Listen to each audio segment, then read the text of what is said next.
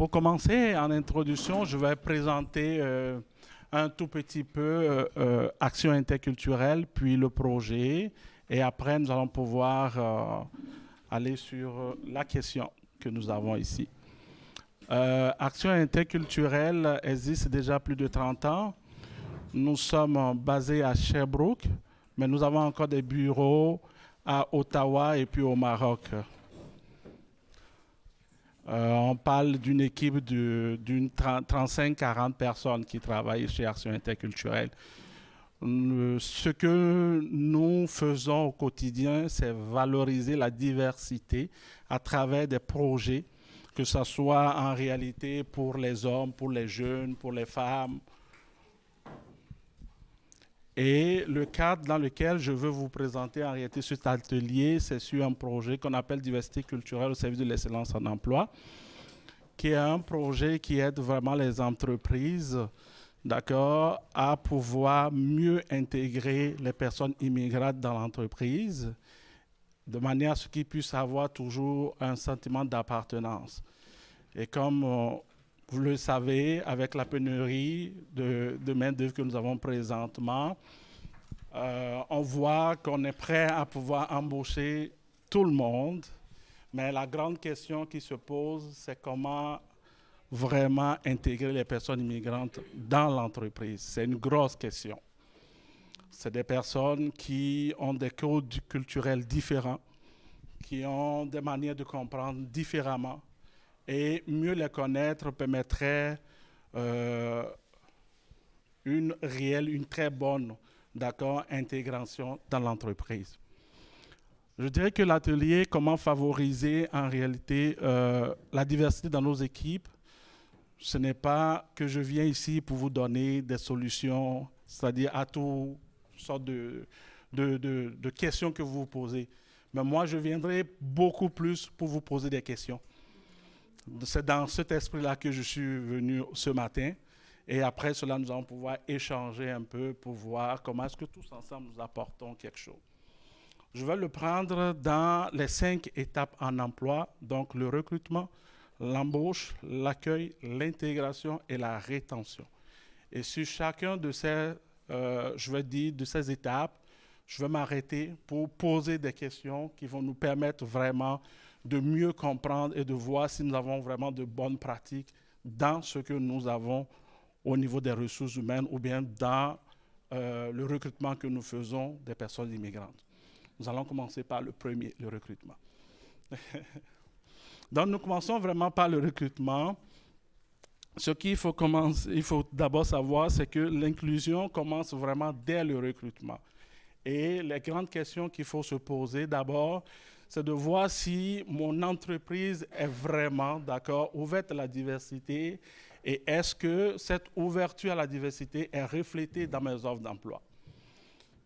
Ça, c'est la première question que je voudrais que chacune des entreprises ou chaque personne se pose lorsqu'il est prêt à pouvoir recruter une personne issue de la diversité culturelle ou même de la diversité dans le sens large. Ça, c'est la première question. L'autre chose également, est-ce que j'ai dans l'offre d'emploi un paragraphe ou un moment où je le spécifie? Parce que si dans l'entreprise d'à côté, c'est bien mentionné que, oh, bienvenue, les gens issus de la diversité culturelle, et que dans l'autre à côté, ce n'est pas écrit, c'est sûr que la tendance que moi j'aurai en tant que personne immigrante, c'est que, ah, ici, c'est sûr qu'ils vont m'accueillir parce qu'ils l'ont affiché. Et là-bas, je n'ai pas le réflexe d'y aller. C'est dans cet angle-là, en réalité.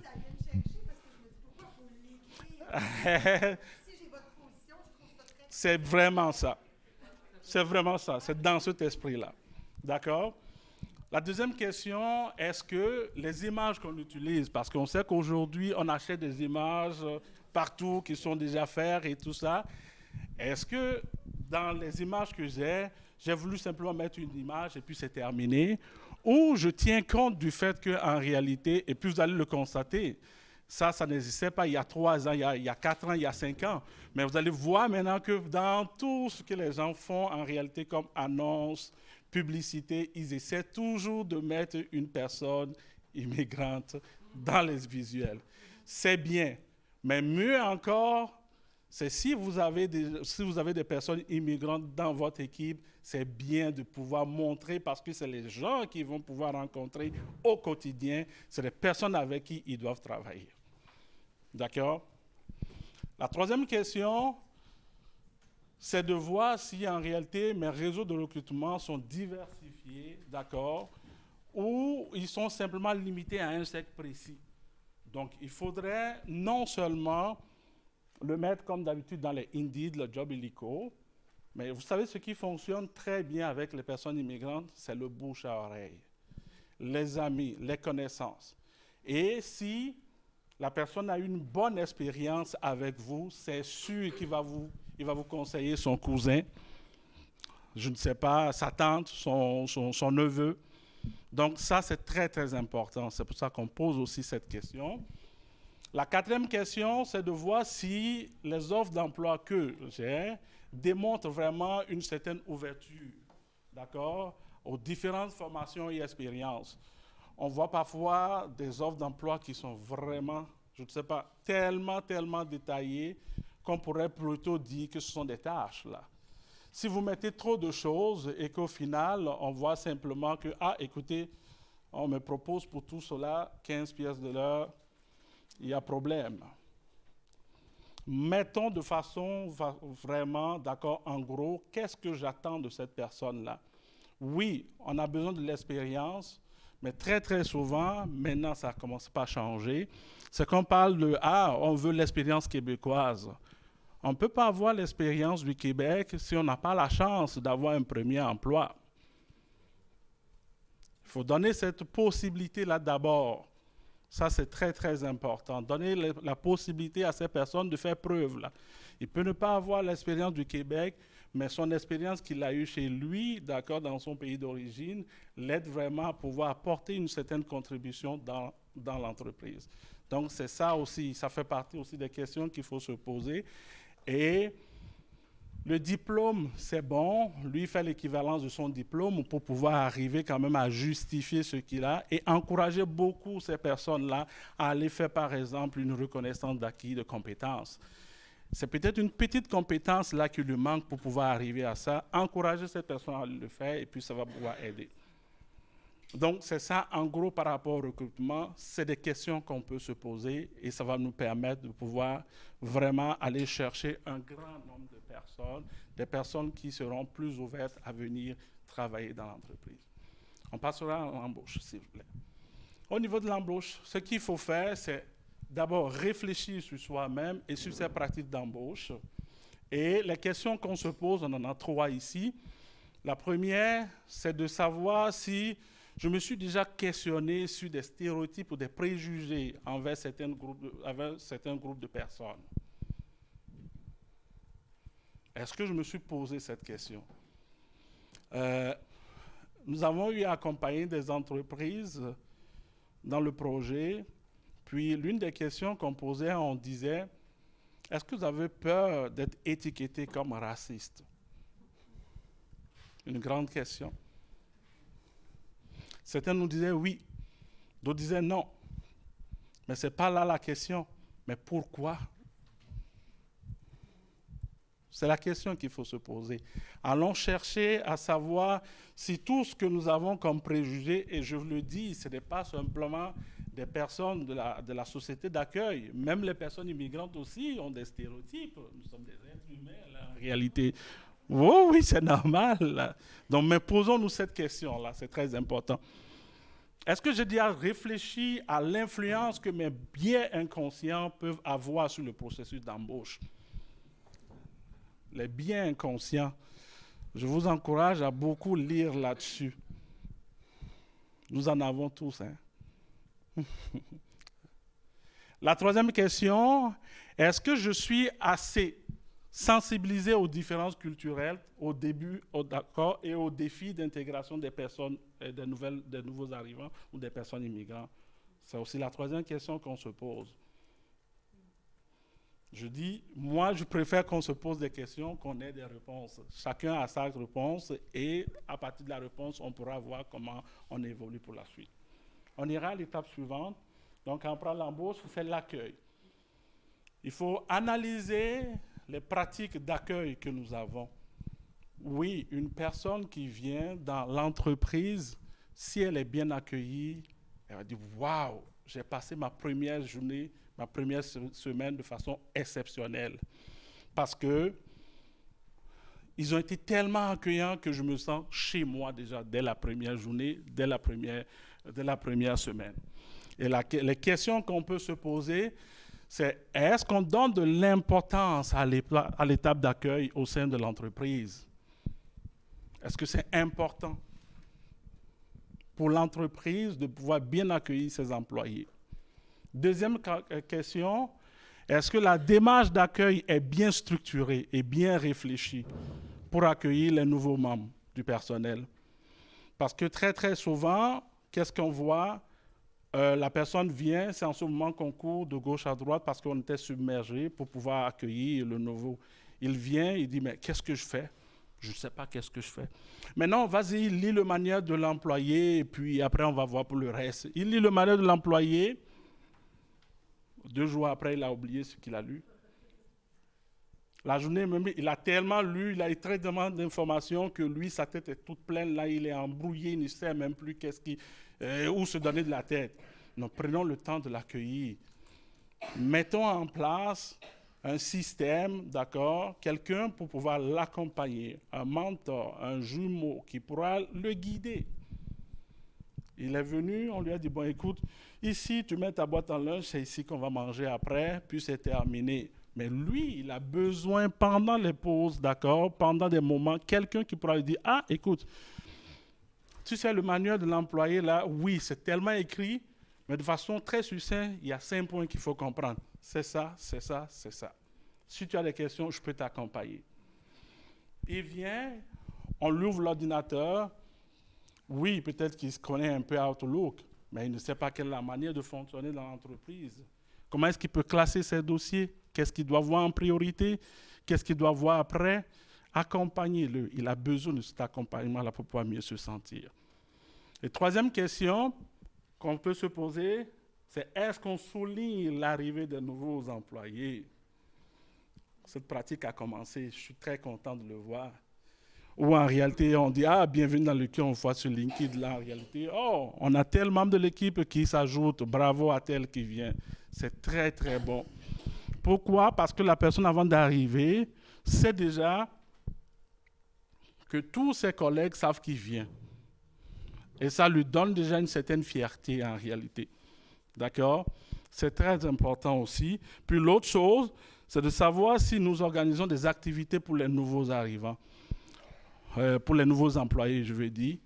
Donc, quand il vient, est-ce qu'on prend le temps de dire, bon, écoute, ce midi-là, c'est sa première journée, on aimerait que tout le monde puisse manger ensemble pour qu'on puisse partager, l'écouter, avoir un peu son expérience. Et très, très souvent, qu'est-ce qu'on a dans les entreprises? Il y a même 2 collègues qui travaillent, d'accord, mais ils connaissent très peu de choses de son collègue. Alors que c'est lors de ces échanges-là qu'on arrive non seulement à pouvoir déterminer quelles sont les forces de l'autre, mais ces forces-là aussi contribuent. Nous ne pouvons pas tout faire. Je donne un exemple. C'est au cours d'une rencontre que vous constatez que votre collègue est très bon, d'accord, en design, en graphisme. Mais tout le temps, vous avez le problème parce que quand vous voulez appeler le graphiste, c'est des délais de 3 jours, de 4 jours. Mais cette personne, elle est très, très bonne dedans. Elle adore faire ça. Vous lui confiez la tâche, en 5 minutes, il a fini. Comment est-ce que vous pouvez le savoir? C'est simplement en discutant, en communiquant avec lui que vous avez en réalité ça. Et c'est une force pour lui. Pour lui, c'est un plaisir de le faire en réalité. Donc, c'est important. Nous passerons au 3e. Oh, on continue encore. Donc, 4e question que nous avons aussi, c'est est-ce qu'on tient compte des besoins particuliers, d'accord, de certains nouveaux employés par rapport à la maîtrise de la langue, les besoins, d'accord, liés à l'installation de la ville qu'il vient et tout ça, parce que vous embauchez quelqu'un qui vient de Montréal, c'est la première fois qu'il vient ici à Sherbrooke ou qu'il vient à Saint-Adrien, mais il ne sait même pas où se trouve l'épicerie. Il a une famille, il veut aller à l'hôpital, il ne sait pas comment ça fonctionne. Et très, très souvent, on pense que non, c'est le cadre du travail, je lui donne toute l'information qu'il faut, puis c'est fini, c'est terminé. On oublie qu'après le travail, il a encore une autre vie. Et qu'il a besoin de s'intégrer parce qu'il vient de très, très loin et ne connaît pas le milieu. Donc, pensons à ça. Est-ce que j'ai déjà essayé de me mettre à la place du nouvel employé pour mieux comprendre ses besoins? Le manuel de l'employé de l'entreprise est-il à jour? Est-ce qu'il est facile à lire et à comprendre également? C'est des questions qu'il faut se poser. Le manuel de l'employé, il y en a qui l'ont fait, c'est peut-être depuis 90, là, et puis c'est terminé. On dit, oh, c'est comme ça que ça se passe, là, c'est terminé. Alors que ce qui est intéressant, c'est que dans le manuel de l'employé, on peut même en réalité le mettre, non seulement le mettre à jour, mais ajouter en réalité des politiques. D'accord? Les politiques que nous voulons mettre en place sur l'inclusion et tout ça, ça peut se mettre, on le met à jour. Puis l'employé réfère-toi à ça, mais expliquez-lui. Faites-lui des tests comme des quiz là en réalité pour qu'il puisse comprendre, est-ce que j'ai bien compris ce qui est dedans? Ou parfois c'est bien écrit, mais la compréhension est toute autre. Donc, c'est aussi une question qu'on se pose. Le suivant.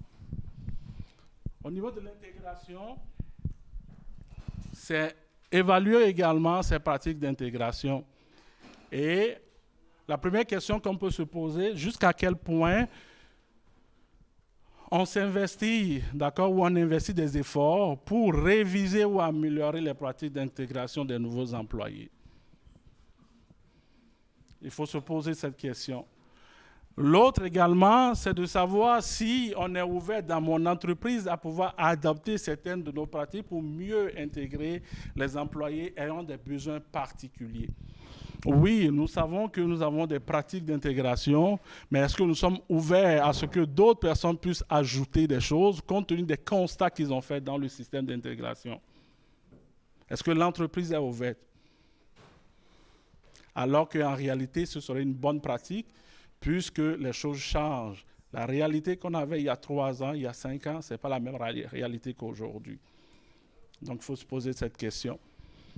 La troisième question qu'on peut se poser, est-ce que, je l'avais dit tantôt, en réalité, au niveau du jumelage, est-ce qu'on peut le jumeler, on peut jumeler le nouvel employé avec d'autres, d'accord, qui pourront l'accompagner dans cette intégration-là?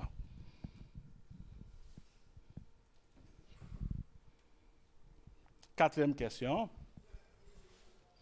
Est-ce que mon équipe est sensibilisée à la diversité? Donc, on parlait tantôt de préjugés, de biais inconscients et puis des différences culturelles. On se la pose cette question également.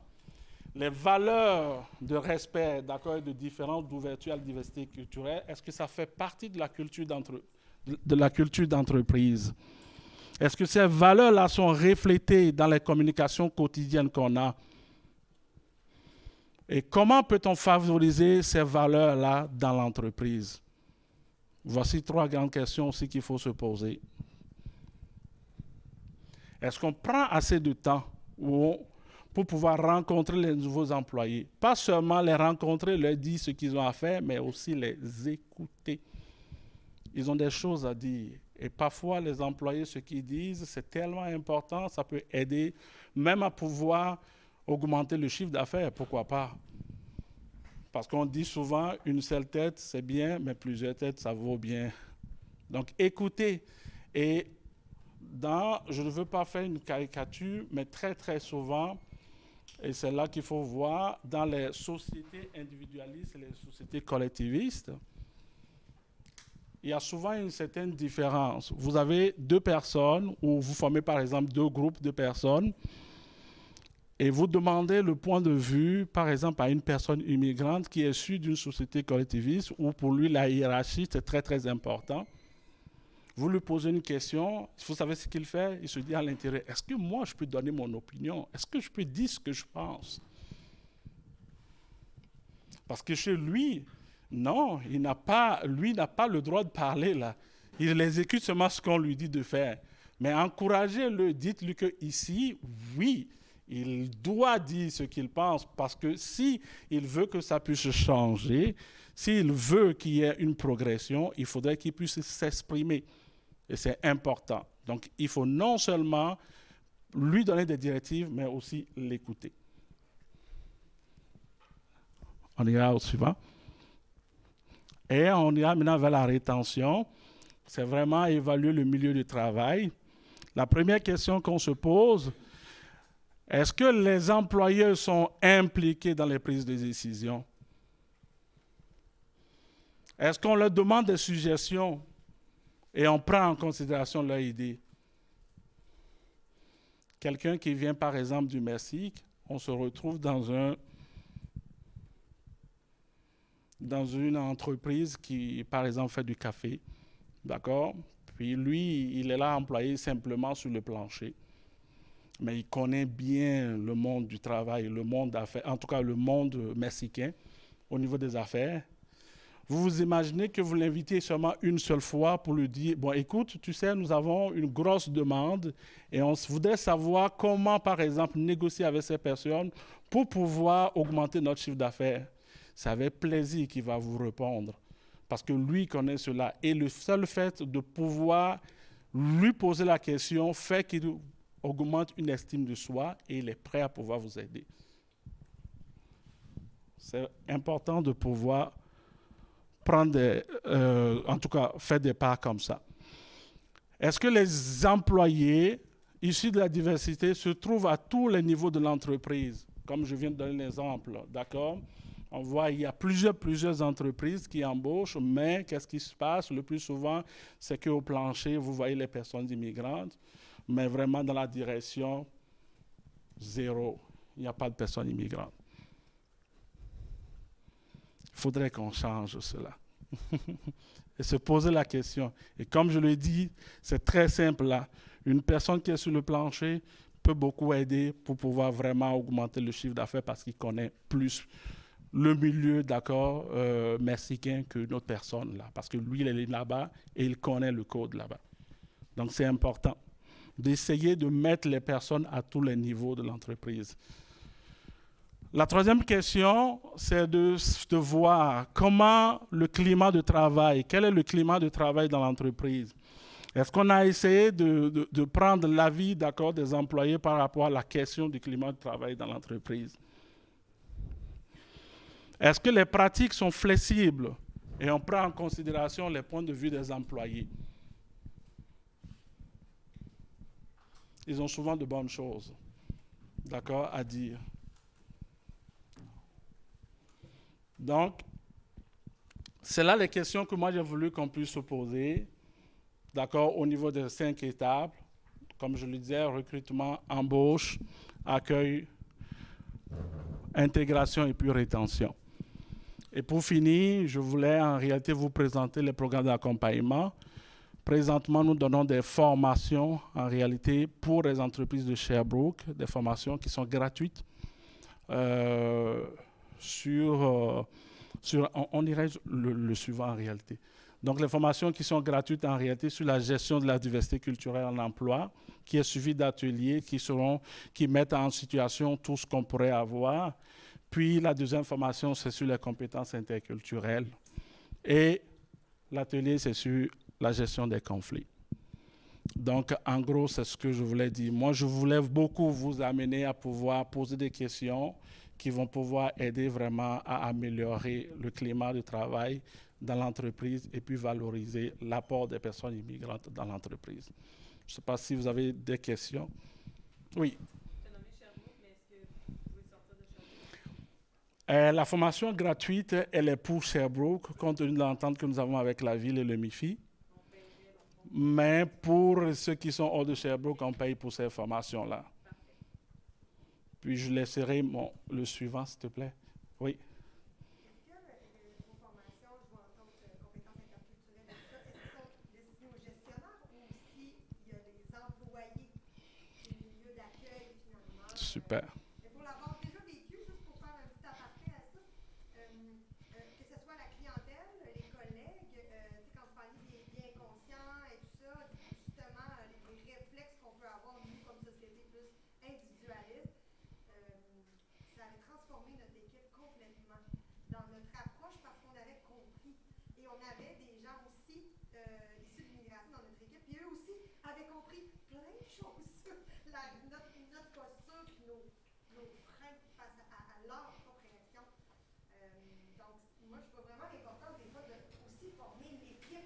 Vous avez raison. Avant l'arrivée ou tout simplement pendant, là, puis qu'on puisse échanger. Je suis très, très d'accord avec ce que vous dites. Nous donnons 2 formations.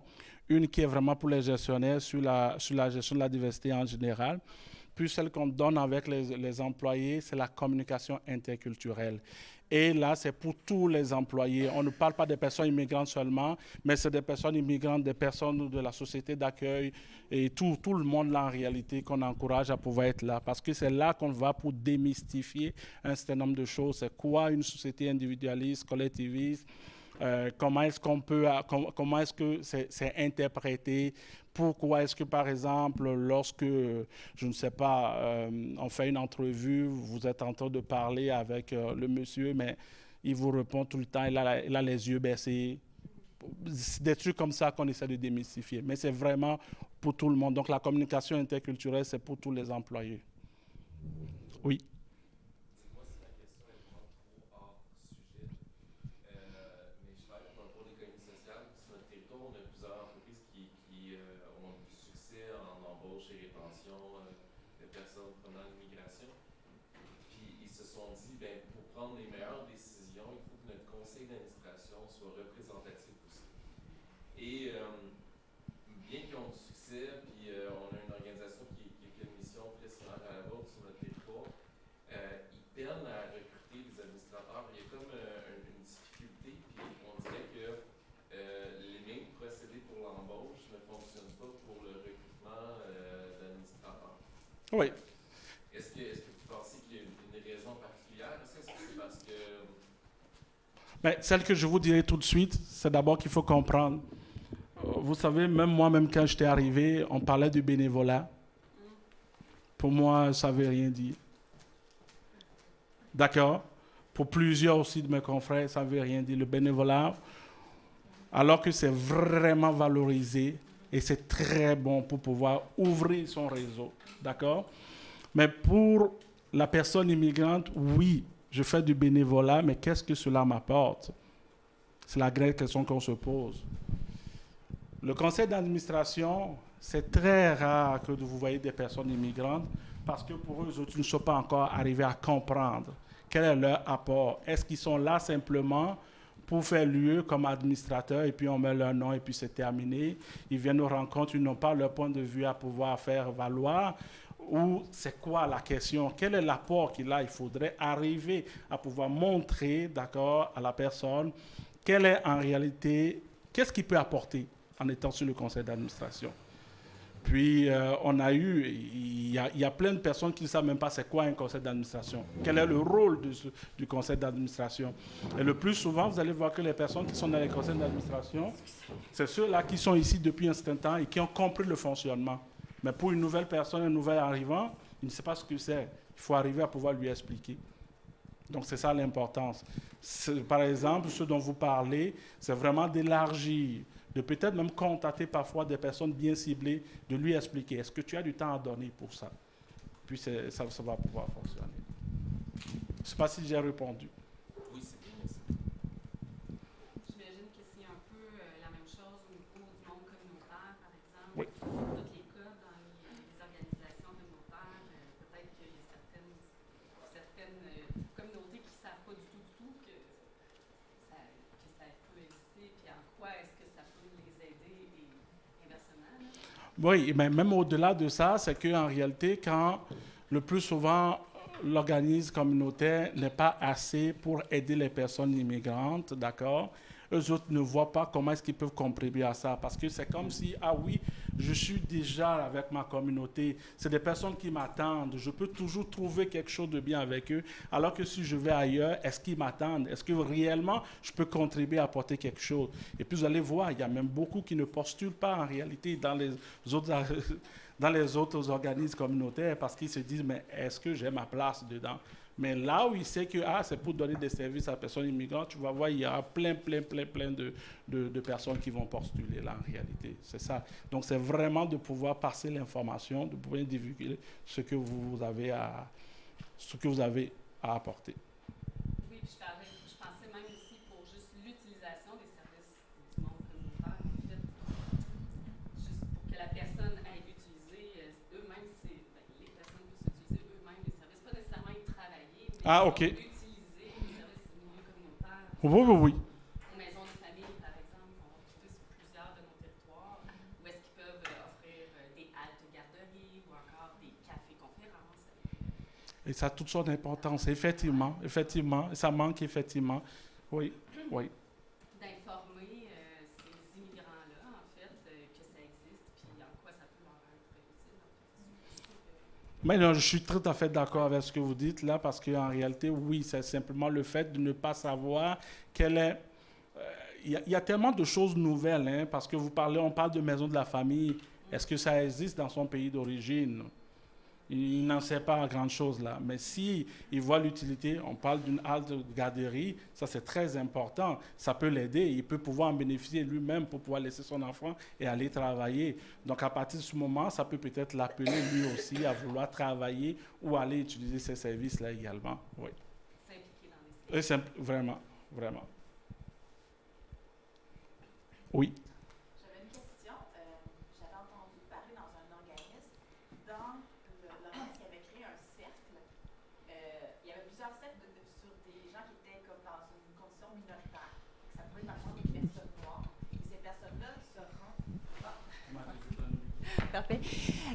C'est ça, j'avais vu un organisme dans lequel on avait créé des cercles pour les personnes qui vivent une situation minoritaire. Par exemple, des personnes noires qui se rencontrent sur une base régulière pour discuter de leur expérience au sein du projet, de c'est quoi leur expérience en tant que personne noire, en tant que femme, en tant que LGBTQ. Puis je me demandais, dans le fond, c'était une manière de formaliser, en fait, cette voie-là ou cet espace-là sécuritaire où on peut discuter, en fait, de comment on interagit avec les autres personnes dans l'organisation. Puis je me demandais si c'est une approche que vous aviez déjà expérimentée ou que vous aviez déjà vu ça ailleurs, puis sinon...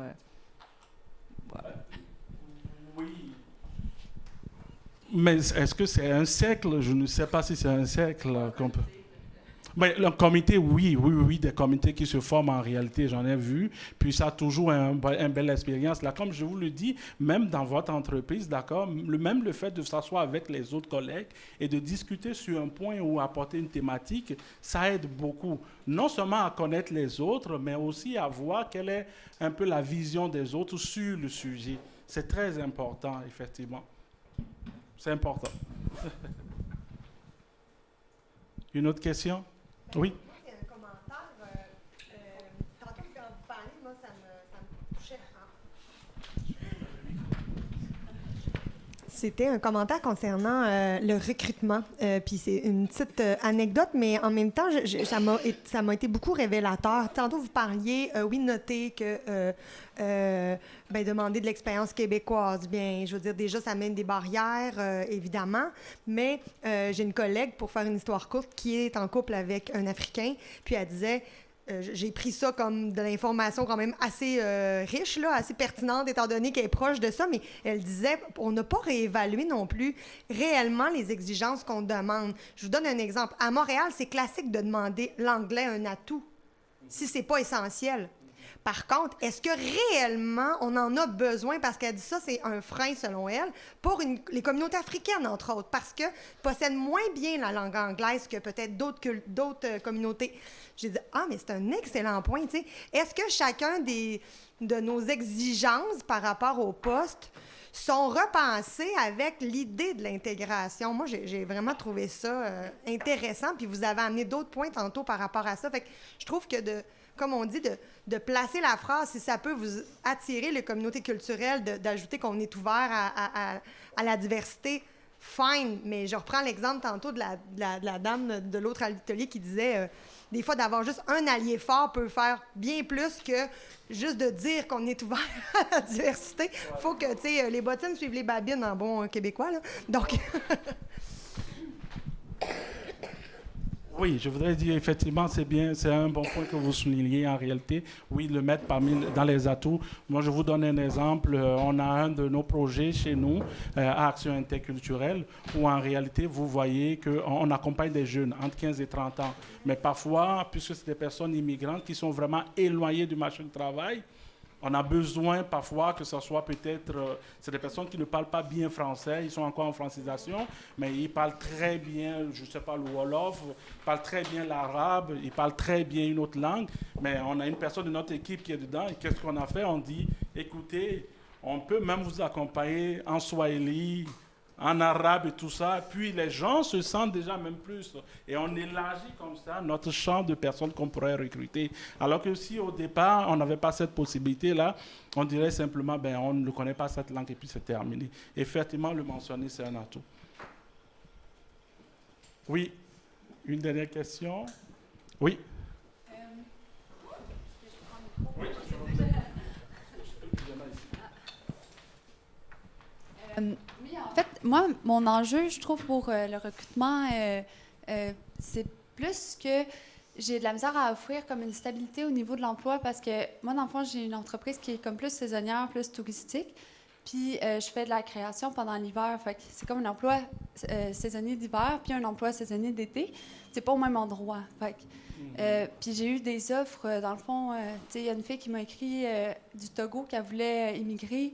Puis, tu sais, j'étais full emballée, puis tout, mais j'avais comme peur de ne pas y offrir assez de stabilité, puis de confort un peu, puis, tu sais, c'est ça, tu sais, on dirait que je trouvais que la prise en charge de comme son bien-être de vie, de, tu sais, tout ce que ça allait impliquer l'immigration, on dirait que ça m'angoissait un peu, tu sais, même si ça m'emballait dans un certain sens.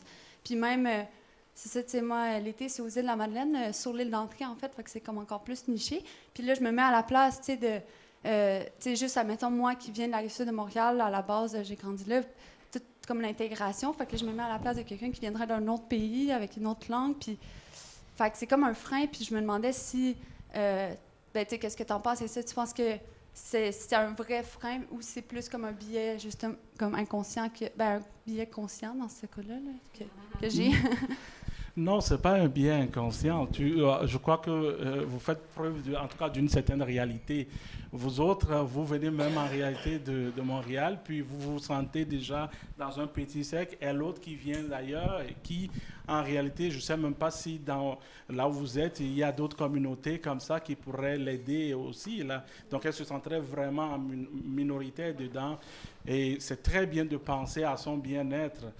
Et le problème, moi, je me dis, écoutez, il faut voir qu'est-ce qu'on vous dit par rapport à l'immigration, comment la faire venir. Et il y a tout un tas de trucs là à faire. Ça ne va pas se faire en 3 mois, en 4 mois. Là, ça va prendre du temps pour pouvoir la faire venir pour premièrement.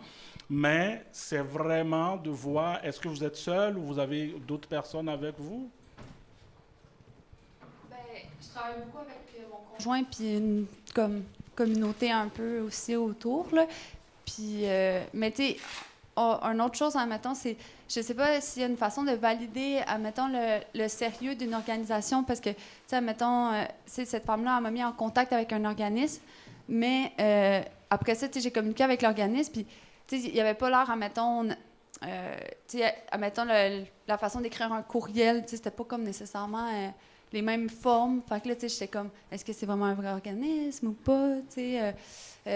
Vous pouvez le chercher, vous allez voir, par exemple, s'il est enregistré. Ouais, ben, OK, comme l'entreprise du Québec. OK, ouais. C'est vrai, j'avais pas pensé à ça. Voici, ça fait ça. Ouais. Puis, il y a plusieurs manières de chercher, de pouvoir valider, là, effectivement. OK, ouais. C'est juste, ouais. Ça, c'est je me demandais une manière, mais c'est vrai que c'est une bonne façon. Oui, ça peut se faire comme ça. Mais pour continuer aussi dans l'esprit de ce que vous dites, mais moi, je pense que si elle vient et que vous autres, vous êtes déjà ouverts et qu'elle peut déjà sentir votre appui, c'est déjà une bonne base. À partir du moment où elle a déjà vous comme appui, c'est sûr qu'elle pourra avoir un lien facile avec vos connaissances, avec la communauté. Ce qui est très important, c'est de ne pas lui permettre de se sentir isolée. Sinon, après 4 mois, elle va partir. Ou après 6 mois, elle va partir. Et puis l'investissement que vous avez fait pour pouvoir la faire venir, c'est que ça coule à l'eau là. On le voit très, très souvent dans les entreprises qui embauchent vraiment à l'international. Si vraiment il n'y a pas une bonne intégration de la personne, c'est de l'argent perdu. On vient de perdre 10 000, 14 000 parfois en réalité pour la personne qui est venue. Et c'est souvent très problématique dans des milieux qui sont très, très éloignés. Parce que très souvent, lorsqu'on pose des questions aux personnes immigrantes, est-ce que vous voulez venir au Canada? Oui, je veux venir au Canada. Pour lui, l'idée, c'est qu'il vient dans une grande ville. Mais s'il vient, par exemple, se retrouver dans vraiment un coin qui est très, très éloigné, où il n'a pas l'accès à tout ce dont il a besoin, ça crée vraiment énormément un gros problème. Là. Puis, 4 mois après, la personne est partie. Oui. Puis, je pense qu'il y a un point qui est important aussi, c'est, oui, on a des problèmes de rétention de main-d'œuvre en ce moment et d'attirer du monde, mais je pense qu'on a intérêt à être transparent et authentique quand on va faire notre démarche. Parce que vendre notre salade et puis au bout de 3 mois que les gens se rendent compte que tu m'as dit n'importe quoi, ben c'est sûr qu'ils vont partir après. Ouais. Donc je pense que cette transparence, ça fait aussi un peu la clé de l'échange et puis de l'intégration, de l'accueil, de tout ce qu'on veut là-dessus. Oui, et puis aujourd'hui, on voit plein de choses. Je suis vraiment désolé là, mais surtout les travailleurs agricoles temporaires, on voit plein de choses. On leur promet plein de choses là quand ils viennent, mais lorsqu'ils viennent, vous voyez la fiche de paye, on a enlevé tel montant pour la maison, alors que ce n'était pas dedans. On a enlevé telle chose, puis c'est des personnes qui font des 70 heures, des 80 heures par semaine là. Il arrive là, il n'a même pas la possibilité de dormir parce qu'il a mal, il a la couverture, mais il sait qu'il est là pour un temps. C'est dommage, mais c'est bien ça en réalité. Oui. Est-ce que vous connaissez, c'est un réseau, ou en tout cas des organisations, du moins pour votre territoire, d'organisations qui autant viennent en soutien, comme vous, aux entreprises en formation, mais aussi en accueil des employés? Tu sais, je veux dire, je pense à un employé, une organisation, c'est-à-dire, c'est une très grosse responsabilité. Puis, tu sais, je pense à vous, mais même une plus grande entreprise, c'est une très grande responsabilité, sûrement, de faire venir des gens et s'assurer de leur bien-être et de leur intégration dans la communauté. Dans l'organisation, c'est la responsabilité, je pense, de l'organisation. Oui. Mais à l'extérieur, comment s'assurer? Est-ce que, tu sais, il y a des organisations qui œuvrent un peu à ce lien-là entre entreprises et pour l'intégration? Oui, il y en a. Nous, on accompagne, et puis même dans les pistes d'action que nous vous donnons vraiment quelles sont les entreprises, qu'est-ce qu'il faut contacter pour ça. Puis sur le territoire, en matière d'accueil, c'est vraiment le service d'aide aux Néo-Canadiens. Eux autres, ils sont là pour ça, ils sont mandatés pour ça en réalité, mais il y a encore plusieurs autres entreprises qui peuvent accompagner. Puis je dis très souvent, c'est de vraiment prendre en considération que ce n'est pas seulement l'entreprise qui a un rôle à jouer. La communauté aussi a un rôle à jouer en réalité. C'est très, très important. Donc, c'est pour cela les référer à des organismes qui pourraient aider, qui ont ce mandat-là, ou bien qui se donnent ce mandat-là, c'est très, très important. Donc, même si vous-même, vous ne pouvez pas le faire, c'est de voir quels sont les organismes ou quelles communautés pourraient accompagner ces personnes-là. Parce que tout seul, vous ne pouvez pas arriver en tant qu'entreprise, là. Ça, c'est ça. Vous êtes hors d'un grand centre, il y a Place aux jeunes en région qui aide pour les voilà. centres professionnels, les jeunes diplômés, les jeunes qualifiés, qui arrivent dans les régions du Québec. On est présent dans 86 territoires à travers le Québec. C'est important. Je disais, il y a Place aux jeunes en région pour les gens qui sont hors des grands centres là, qui offrent ce type de service-là pour les jeunes 18-35 ans, pour l'accompagnement des jeunes professionnels, des jeunes qualifiés qui arrivent dans les régions du Québec. Peu importe leur origine, qu'ils soient d'une autre région, qu'ils soient d'un autre pays. Nous, c'est un de nos mandats là, de veiller à l'intégration, puis préparer aussi même un petit peu avant l'arrivée, de les aider à connaître la région avant d'arriver, puis de se faire un petit réseau social là, dans le milieu pour aider à la rétention de ces gens-là. Bien, c'est comme une réalité comme des organisations que je connais très bien aussi, mais ça reste tout de même que l'entreprise, elle, tu sais, des fois, excusez, mais quitte à payer des services pour dire, hey, tu sais, les organismes communautaires sont là, puis ils peuvent faire du one-on-one, puis c'est merveilleux, mais des organisations, tu sais, des fois, je me dis, pour avoir de la main-d'œuvre, là, est-ce qu'on est prêt aussi à investir dans l'intégration personnelle et dans la société pour l'entreprise, dépendamment de la grandeur de l'entreprise, là, je comprends, mais en tout cas, ça, des fois, ça me... Oui. Parce que je pense pas à ceux qui sont pas avec nous aujourd'hui.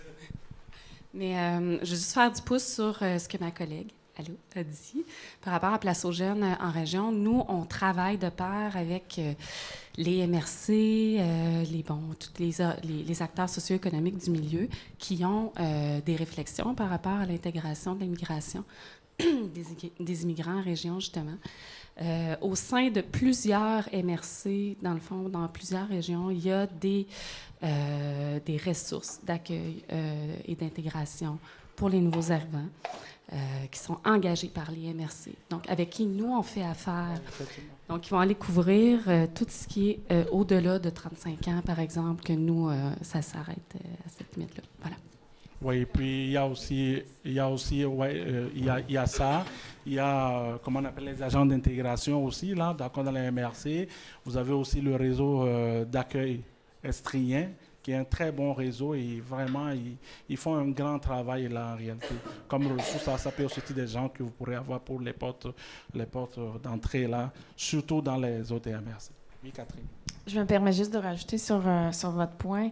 Souvent, on pense que c'est facile de payer pour une organisation qui va le faire à notre place. C'est souvent le réflexe que beaucoup d'entreprises ont, mais je veux juste mettre les entreprises en garde contre ces services payants-là, contrairement à ceux du milieu des MRC, des places aux jeunes, des organisations communautaires et tout. Pour l'avoir vu sur le terrain, des entreprises qui ont fait venir des employés de l'étranger, ils ont fait tout le processus, ils ont fait affaire avec une organisation, une firme, qui ont payé pour l'intégration dans la communauté et tout. Puis c'était une firme de Montréal. Puis nous, on était dans un petit milieu à Richemont, ici, pas loin, en Estrie. Fait que c'était des gens de Montréal qui venaient expliquer la région. Mais au bout du compte, c'était le milieu local qui explique à l'organisation qui est payée pour, de l'expliquer, ben non, ce service cellulaire-là, ben il rentre pas.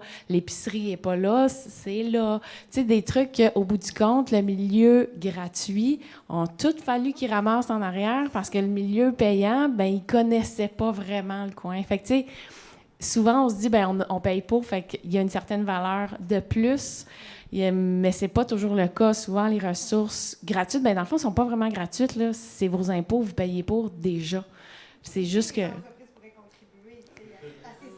Oui, le référencement, tu sais, on est là, on est subventionné par le gouvernement, les entreprises payent des taxes, on paye des impôts et tout. Fait que c'est pas vraiment gratuit, là, c'est tellement des richesses. Fait que faites appel à tout ça pour dire, faites appel à votre milieu avant d'avoir le réflexe de ces organisations-là payantes qui connaissent peut-être pas assez bien le milieu. Là, je m'adresse particulièrement pour en région, quand je vois des firmes, c'est ça, des grands centres qui débarquent et qui veulent nous expliquer qu'est-ce qu'il y a à faire dans le coin. En tout cas, bref, c'était mon petit aparté. Merci. D'accord. Ben, on me fait signe là, c'est déjà le temps est parti. Je crois qu'on peut se retrouver là pour, si vous avez des questions, des éclaircissements encore, on pourrait continuer un peu plus tard, mais il y a d'autres personnes qui doivent passer. Merci beaucoup. Merci. Vous avez mes coordonnées là au besoin. Merci.